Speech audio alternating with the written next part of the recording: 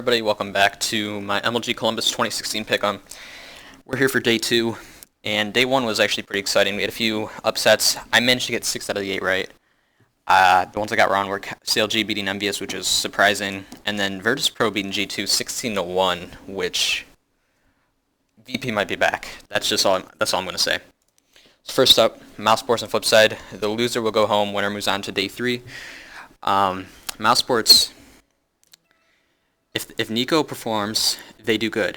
But today, what happened against Luminosity is Nico and Chris J had like 25 plus kills. They both did good, yet they still lost to Luminosity, who actually did not perform as strong as they could have.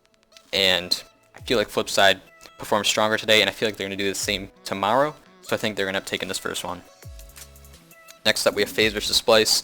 Not much to say here. FaZe is going to easily take this no matter what. Splice is like a tier 3 American team going against like a tier 1 European team. No matter how bad FaZe did, they're going to end up going on top. Next up, MVS versus Gambit. MVS did pull off a surprise loss to CLG, but I don't think they're going to let that affect them. I think they're going to come back strong, beat Gambit, especially since they are the reigning champs of Cluj-Napoca 2015. And I don't see a reigning champ losing on day 2 in the losers bracket.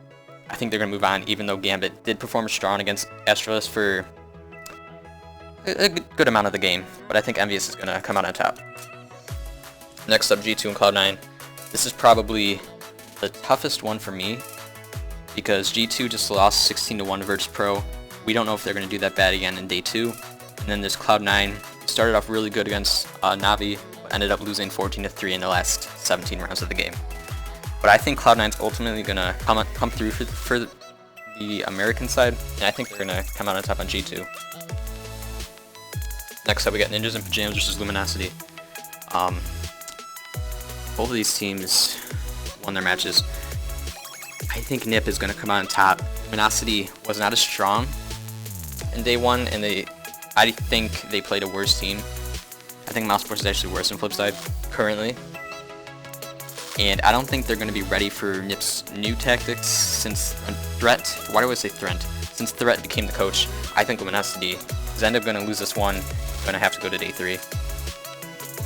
Fnatic and Team Liquid. After Team Liquid upset FaZe Clan, you know they're here for business.